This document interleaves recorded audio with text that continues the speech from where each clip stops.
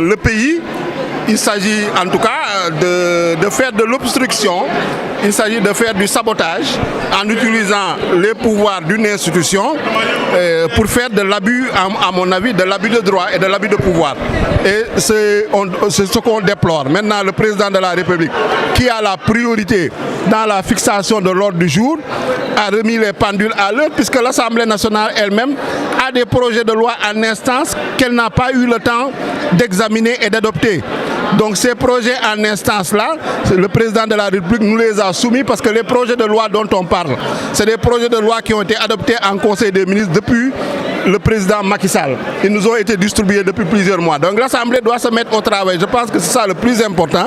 Et que, parce qu'il y a beaucoup de secteurs qui attendent l'adoption de ces projets de loi-là pour pouvoir avancer sur certains dossiers. C'est le cas de la Commission nationale des droits de l'homme. C'est le cas de la loi de règlement qui est une obligation de la loi organique relative aux lois de finances. C'est le cas également des conventions de l'Union africaine parce que le Sénégal l'a signé et pour qu'elle soit ratifiée, il faut que le Parlement autorise le président de la République à ratifier cela.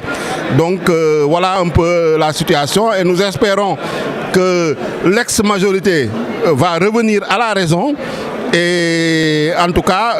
être dans le fonctionnement des institutions, être en tout cas dans le jeu normal de la démocratie. Ils ont le droit d'exprimer leurs contradictions, mais pour nous, il faut qu'ils arrêtent d'entraver, de bloquer, de vouloir en tout cas piéger le gouvernement ou l'exécutif. Et je pense qu'ils n'ont pas les moyens juridiques, ils n'ont ni les moyens juridiques ni les moyens politiques. waaw donc voilà tey dañoo ñëw président de la République Bassirou Diomaye Faye moo ñu convoqué en session extraordinaire tey session extraordinaire bi lu ko tax a jóg mooy ñu saytu ay projet de loi ñu nga xam ne Assemblée nationale gouvernement bi jël na ko jébbal ko Assemblée nationale te projet de loi yooyu yaakaar naa ni depuis buñ ñu ko joxee yàgg na parce que ay weer ci ginnaaw la woon boobu Macky Sall moo nekkoon président de la République ñu adopté woon ko en Conseil des ministres. léegi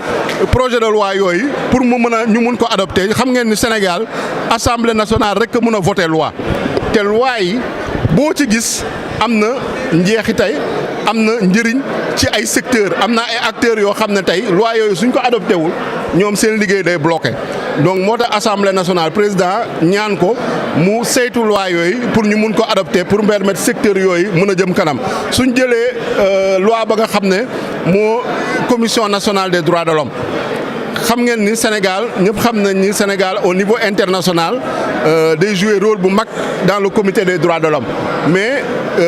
loi bi dafa doon obligation boo xam ne au niveau international Nations Unies da ko laaj Sénégal pour que Sénégal mën a am dam jóge ci statut bu mu nekk dam au statut A mooy statut bu nga xam ne mooy pays yi nga xam ne dañuy respecter droits de l'homme am nañu institution nationale des droits de l'homme boo xam ne moo ngi respecter critères yu Nations Unies teg soo jëlee loi de règlement loi de finance la mooy suñu exécuter benn loi de finance ba mu jeex dañuy xool exécution bi loi de règlement mooy wax naka dañ ko exécuter est-ce que nuñ ko prévoir noonu nañ ko exécuter mooy loi de règlement pour gestion 2022 loolu tamit obligation la ci wàllum loi organique relative aux lois de finances te suñu bailleurs yi également critère de bonne gouvernance la soo jëlee également la convention de l'Union africaine loolu tamit Sénégal dafa nekk dëkk boo xam ne engagement international yi moom dafa am signature tey président de la République wala ministère des affaires étrangères suñu signé convention yenn convention yi pour que Sénégal mun ko ratifier ba mu mun a entrer en vigueur il faut que Assemblée nationale autorise président de la République donc Assemblée nationale day jouer rôle bu am solo yaakaar naa ne lii moo ëpp solo que ñu nekk ci ay caaxaan ñu nekk ci ay tappale ñu nekk ci fuural naan dañuy motion de censure boo xam ne amul benn chance pour mu aboutir motion de censure boo xam ne ñu ko déposé sax groupe parlementaire ñu si ëpp ci biir d'accorduñ ci mais am na ñoo xam ne dañoo poñe groupe bi poñe coalition Benno Bokk Yaakaar di fa def lu leen neex donc ñun loolu dañ koy dénoncer moo tax assemblée lu mu war a liggéey na ko liggéey ba àppam fu mu yem ñu xam ne suñu mandat fa la yem mais au moins daf nañu suñu liggéey yaakaar naa loolu moo ëpp solo jërëjëf merci. waaw loolu moom seen wax. donc mi ngi noonu moom. l'exécutif am autonomie donc war a wax kan mooy ñëw ak kan moo dul ñëw donc amul kenn ku am droit wax ndax damay ñëw wala du ma ñëw donc loolu mooy le premier truc. beneen bi mooy par rapport à la DPG dafa war a am ndax tey jii bu ngeen xoolee Sénégal li nga xamante ni yëpp xew na fi DPG rek moom moo mënoon a tax ñu xam lan lañ ci mën a def. mën naa wax ci émigration clandestine bi nga xamante ni dafa nekk benn point important bu tax amoon ci njàqare bokk na ci li tax Macky Sall jóge fi bañoon ci am solution bokk na ci li tax Macky Sall jóge fi waaye ba tey jii géej gi moo ngi nekk ay sëkk encore ñiy dem ñoo ngi gën a bari wax nañ sax récemment ne am na ay convention yu am avec un pays étranger boo xamante ni tey jii wax nañ ci ne dañu war a rapatrier Sénégalais yi nga xamante ni jotoon nañu dem bitim réew donc aujourd'hui Sénégalais yaa ngi continuer di dee ci désert bi Sénégalais yaa ngi continuer di dee ci géej gi on a parlé à un moment donné de déguerpissement c'est la première fois d'ailleurs au Sénégal où on a entendu parler de déguerpissement te déggu leen fenn ñu wax recasement donc malheureusement ñi nga xamante déguerpir nañ leen amuñu benn horizon bu leer et que ñooñ tey jii kenn xamul seen avenir lan la beneen bi mooy par rapport aux inondations par rapport à l'assainissement inondation c'est vrai que géej jamonoy nawet lay am mais assainissement dafa nekk benn point boo xamante ni bu important la tey jii am na dëkk yoo xamante ni ci biir Sénégal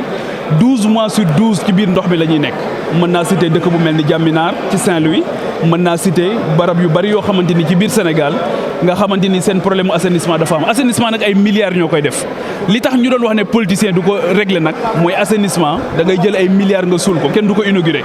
mais l'assainissement c'est la dignité et que tey jii autorités yi war nañ ci def lépp loo xamante ni mën nañ ko pour régler ces problèmes là donc loolu bu DPG amul kenn du mën a xam fan la ñu jëm leneen li mooy la question du chômage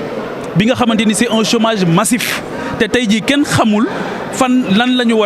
ñu am comme solution ci court terme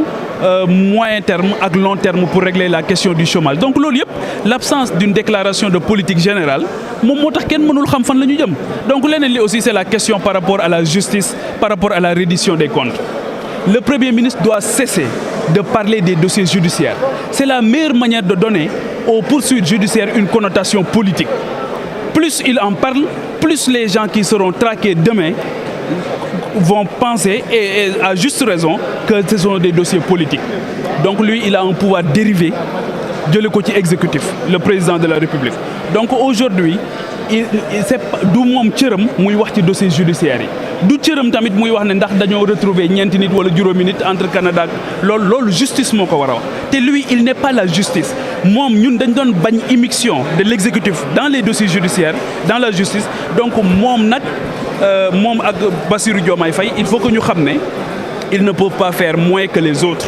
ils doivent même faire plus donc il faut